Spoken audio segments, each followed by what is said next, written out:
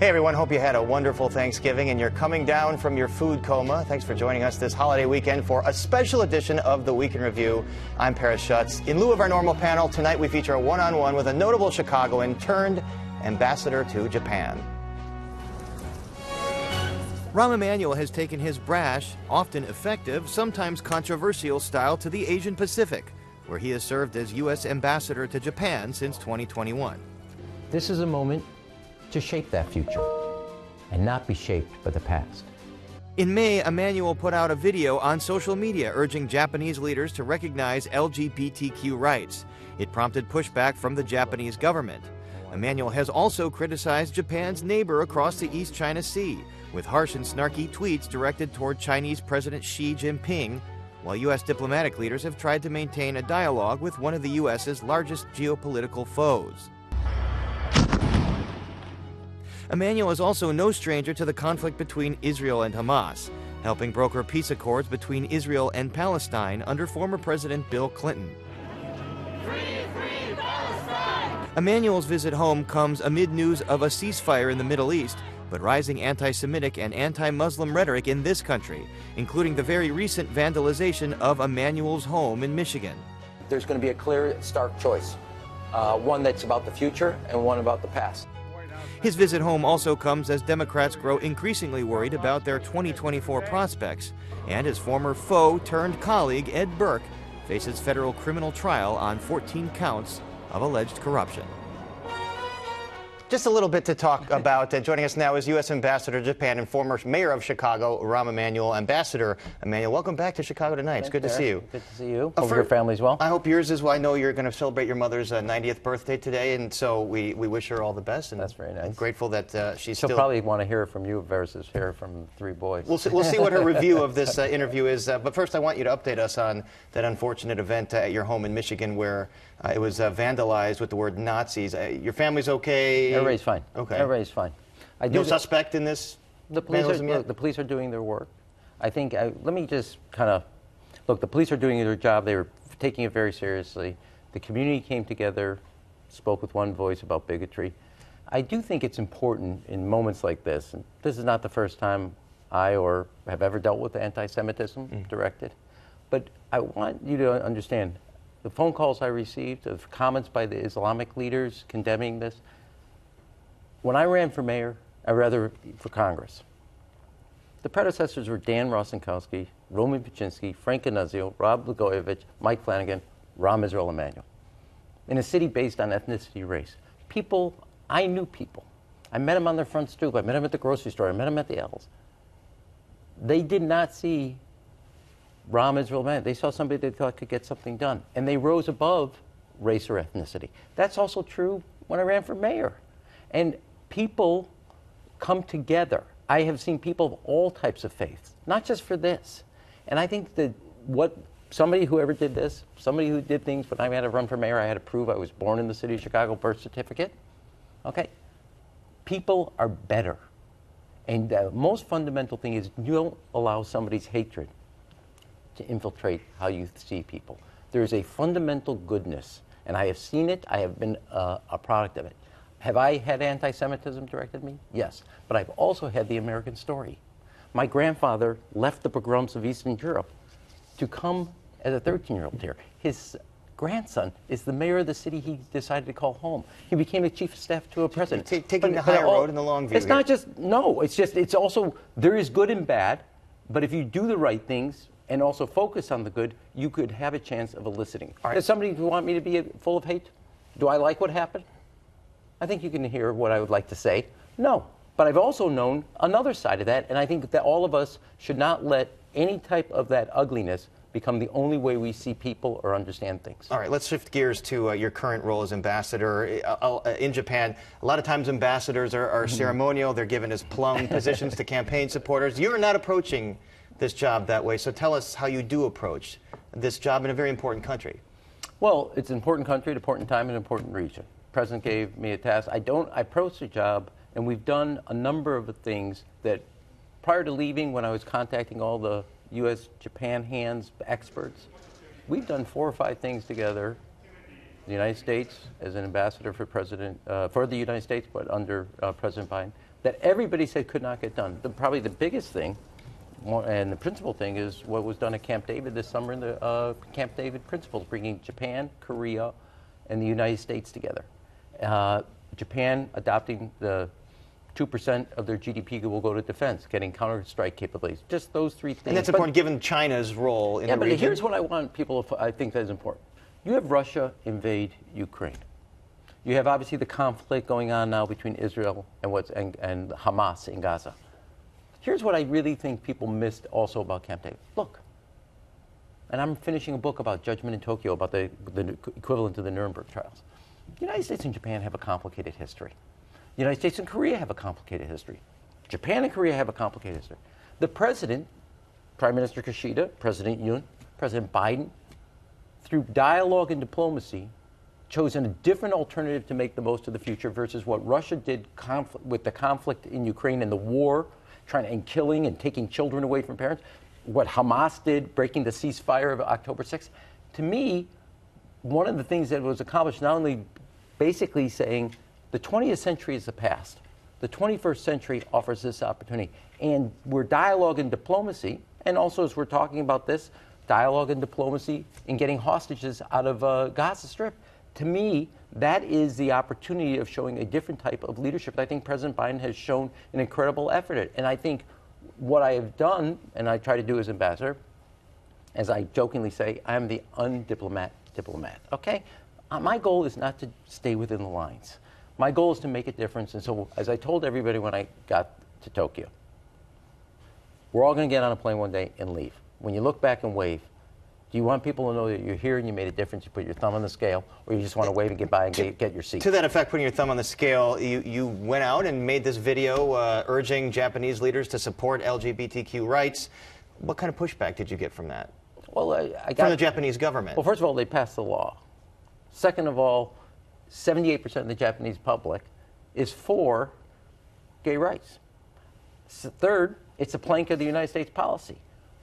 Fourth, every year since I got there, I've marched in their pride parade like I did as a mayor and as a congressman.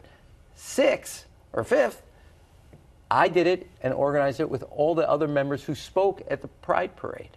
Now, in our own trajectory in the United States, I started with President Clinton all the way to President Obama, and I remember meetings in the Oval Office when we repealed Don't Ask, Don't Tell, marriage equality. We did partner benefits when I was mayor, which was seeding the ground for marriage equality. To me, Japan is now going through those same stages.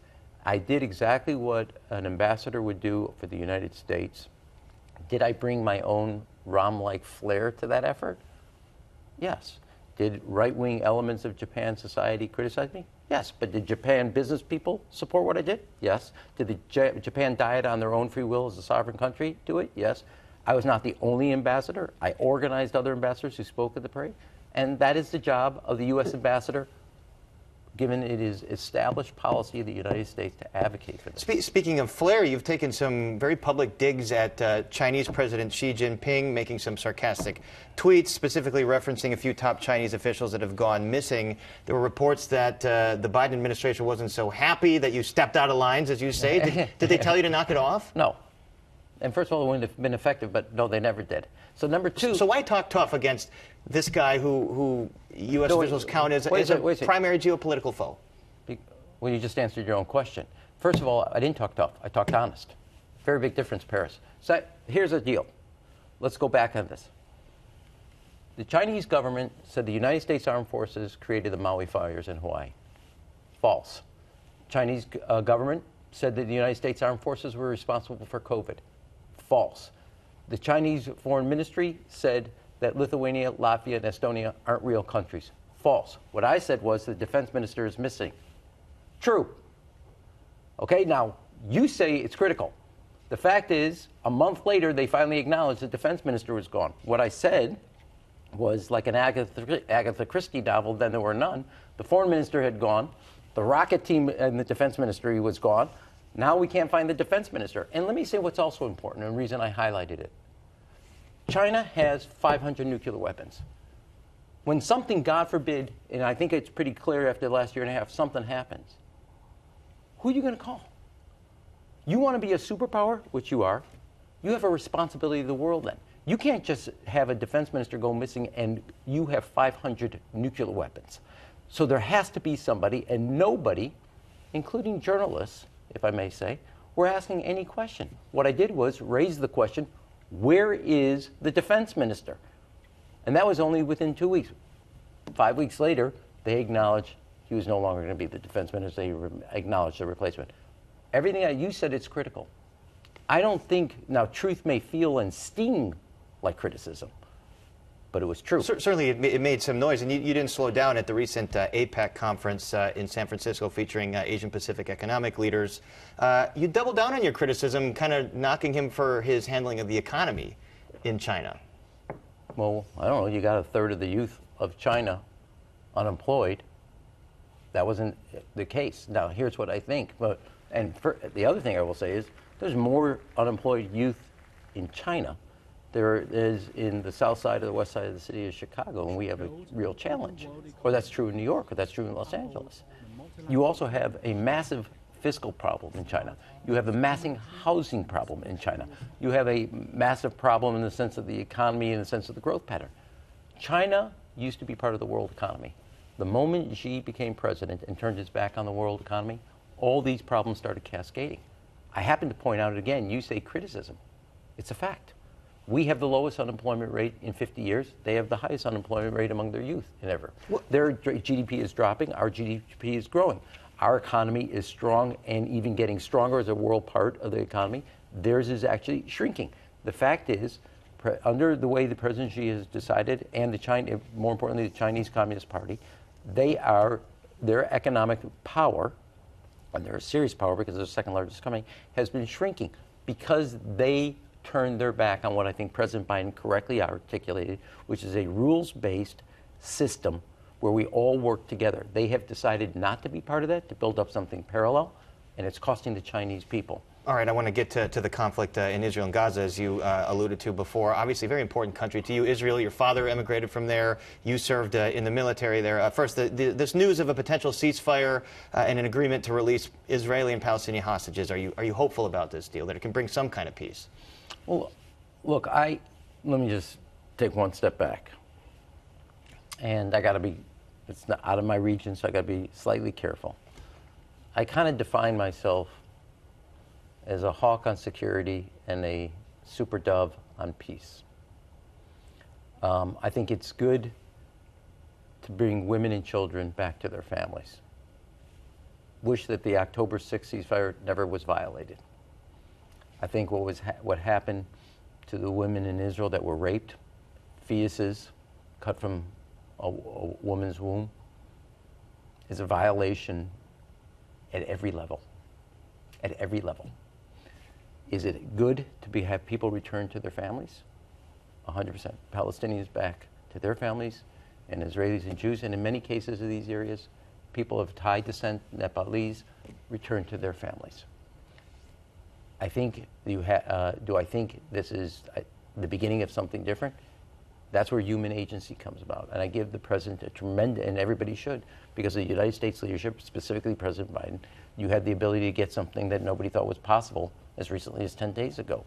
And I do think in the end of the day, and I think when you look back historically, and I take a step back, if you wanted to see something hopeful, if you look at Israel, the time in which they've negotiated peace with both Jordan and Egypt, and I was there for the one in Jordan. It was one of the more touching moments to be there in Aqaba, where the Israeli military leadership stood at attention for the Jordanian national anthem, and the Israeli armed forces standing at attention for the Jordanian armed forces, and the Jordanian doing it for Hatikva for Israel. To me, those are one example, negotiated peace. Israel pulled out unilaterally from Lebanon, unilaterally from Gaza, and you now have Hezbollah and Hamas. It tells you working together towards peace is the right thing to do. But the idea that there will never be a state of Israel, as some have called for, that is not a basis for peace. Not a basis of peace, and you look at... and that's why President Biden's leadership is so important. Right-wing Prime Minister Benjamin Netanyahu in Israel, do you think that he deserves criticism for failing to see that October 7th attack coming? I think, as you can well imagine, I mean, you look at history, so I want to be, again, There have been other instances, both Golda Meir, Menachem Begin, prime ministers, and Ehud Olmert. They all had to have consequences. Right now, there's one stage in Israel. The Israeli public will deal with and the entire defense establishment, because the basic premise of the State of Israel leadership is the security of the State of Israel, and most importantly, the Jews and Arabs that live there. That will be dealt with. It's a sovereign country with a democratic process. They will make it. History tells you one clear example of what happened. Netanyahu's not been a fan of you in the past. I mean, you were critical, as we mentioned, in negotiating or helping, the Oslo peace accords. There's that infamous handshake between Yasser Arafat and Yitzhak Rabin in the 90s, with Bill Clinton standing on. Mm-hmm. Do you think a two-state solution is possible with someone like Netanyahu in the Likud party, who pretty much openly said they don't really believe in Palestinian statehood? Yeah, well, first of all, I was honored to work with President Clinton on the Oslo Peace Accord, and my dad had fought in the War of Independence, and I brought him on September 13th to the South Lawn to see that.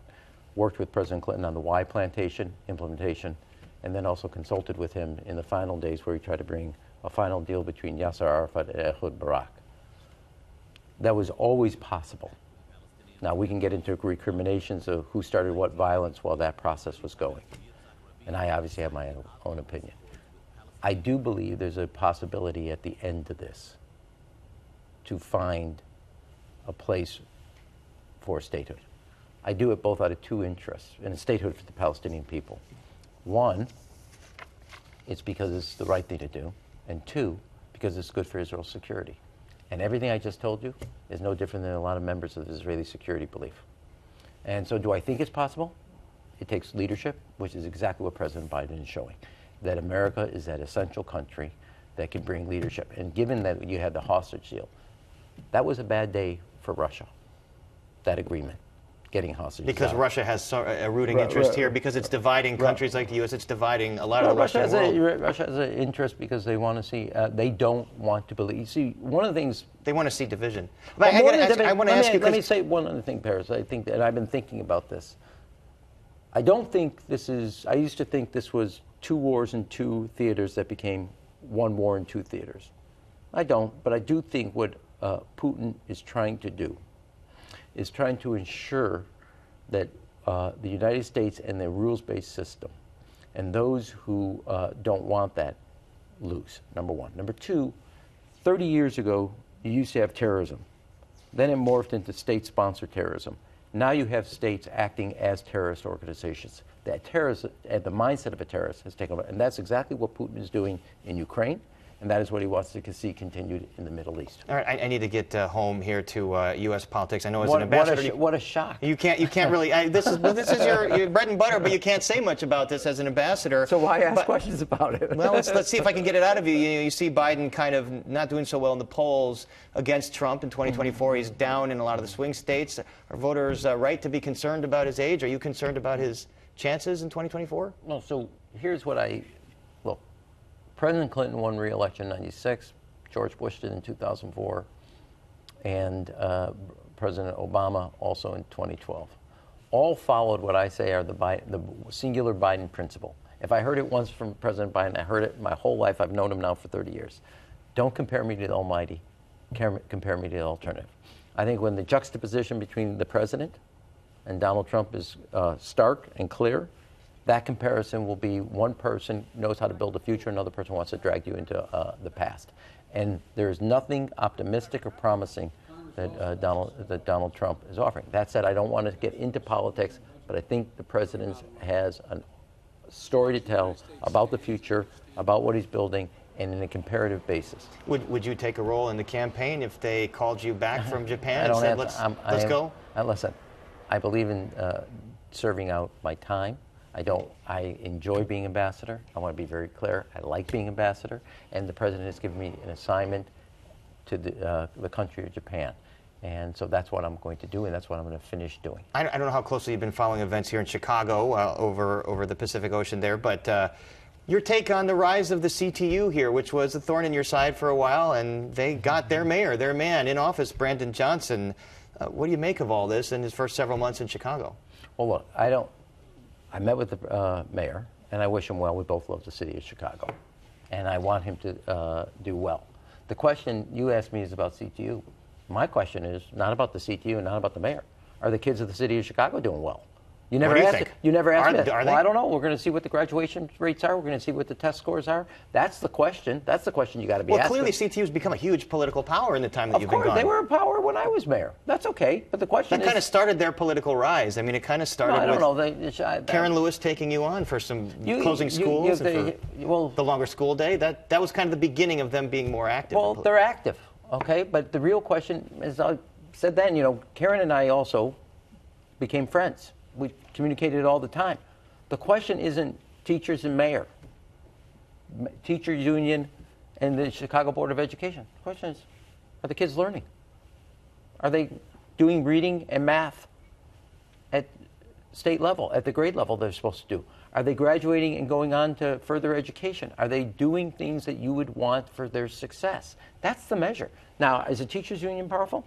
Yes. You didn't ask me to come all the way over here to answer that question. Okay, is the mayor he has a great heart. He's trying to do the right thing. We both love the city of Chicago. And yeah, they were his supporters. I get that. But there's only one measure. What do you think went wrong with his predecessor, your successor, Mayor Lightfoot, just one term? Look, I think in the end of the day, here's all we know.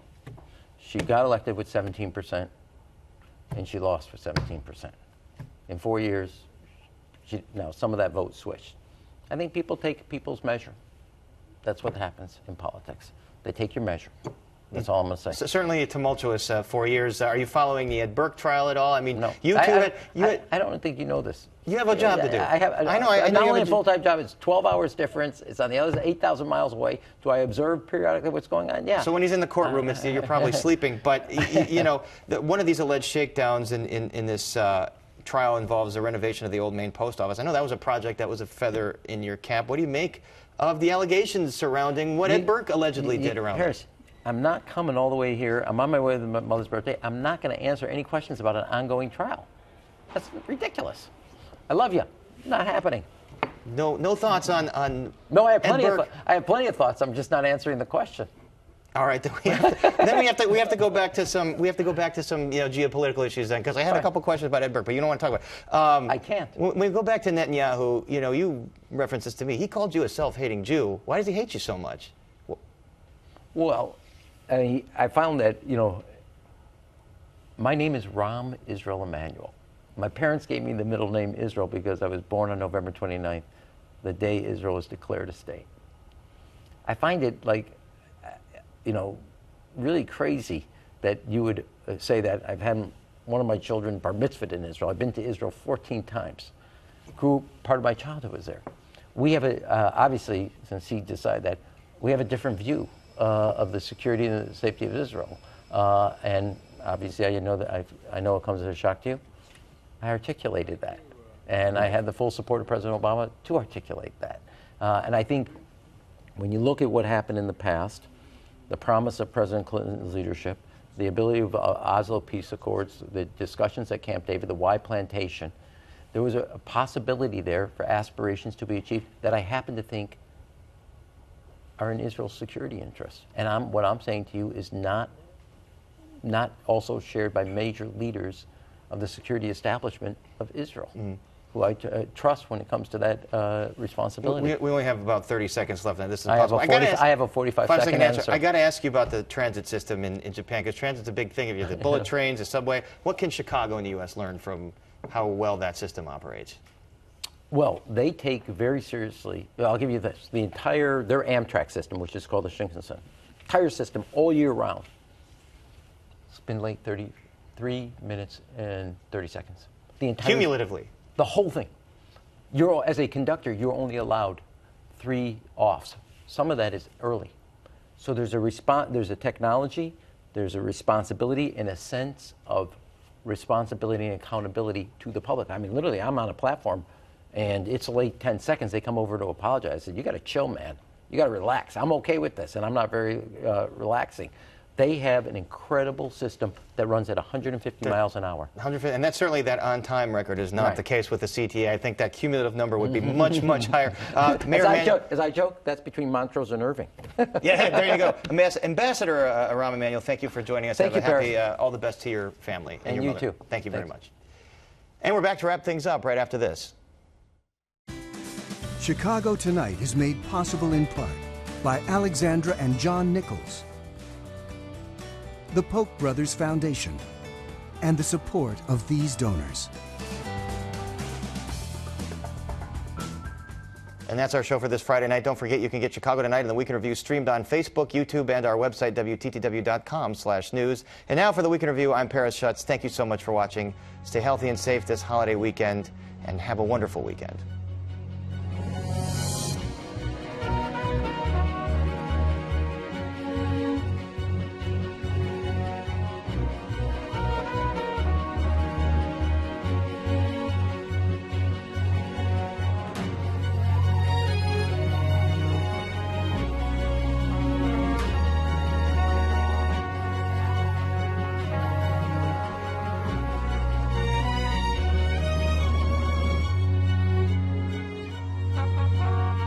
Closed captioning is made possible by Robert A. Clifford and Clifford Law Offices, a Chicago personal injury and wrongful death firm that is committed to supporting diversity, equity, and inclusion initiatives throughout the legal profession.